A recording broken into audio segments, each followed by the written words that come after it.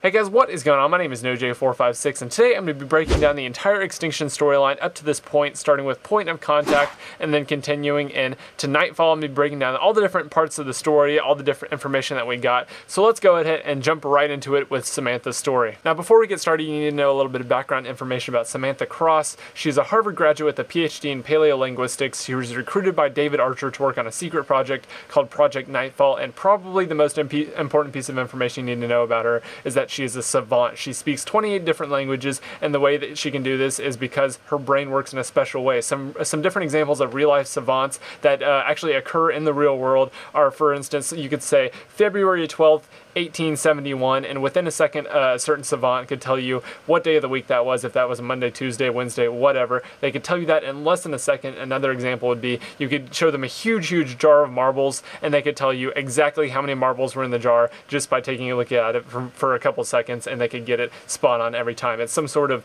weird brain condition that you're kind of born with. It's genetic, and it allows you to do amazing things, and hers allows her to interpret languages, learn languages, and break codes. So basically our story picks up in Point of Contact whenever an Odin strike strikes in Colorado and unveils this giant cavern that these aliens start streaming out of and killing everything. There's not much else to Point of Contact other than that. There was no storyline in Point of Contact. We just get a little bit of hindsight with that whenever we pick up the story with David Archer and Samantha Cross. But we do know that David Archer went into Colorado, captured some of these cryptids, and took them to Alaska for a secret project called Project Nightfall. Project Nightfall is a secret organization founded by David Archer that Samantha Cross was recruited into and basically did not know why she was there. She disappeared off of the face of the earth. She is wanted all over the world for questioning on why she disappeared, but obviously David Archer is keeping her a secret and allowing her to work on Project Nightfall with her. During her time there, she learns all about the cryptids and what they actually are. It turns out that they are actually not aliens at all. They are actually a prehistoric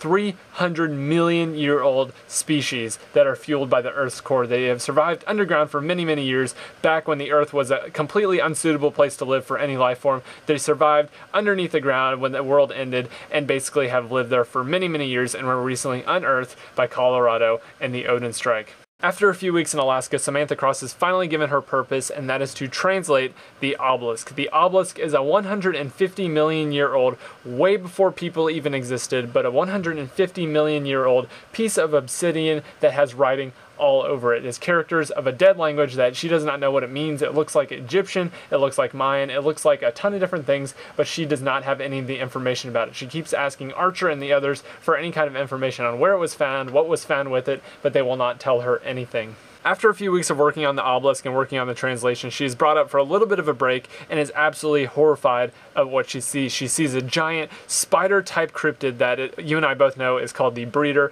Basically, she sees this breeder and David Archer feeds it a live horse. She looks over at him. She is absolutely horrified, and he is looking at it like a proud father while smoking a cigar. Her direct words is that he was looking like a proud father, and she's just absolutely horrified that he could just be torturing these animals and growing these horrible creations. Now what happens next, what causes her to snap, is never completely revealed in the storyline, but we can assume using context clues that this was the point that Samantha finished the translation on the obelisk. Now what she finds out never is revealed in the storyline. I assume it will be coming in the next map or the one after that, but basically whatever it reads, it causes her to call the United States government, send for help. They start sending reinforcements to Project Nightfall to help shut it down, to stop David Archer, who has already been released from the government. They're trying to shut down Project Nightfall. They cannot get there though because there's a storm, but basically this causes Samantha Cross to go really crazy and release all of the cryptids into Project Nightfall. So after these cryptids are released by Samantha, they go on a rampage and basically kill everyone in the entire facility who's been keeping them hostage for so long. And only 3 people survived this outbreak,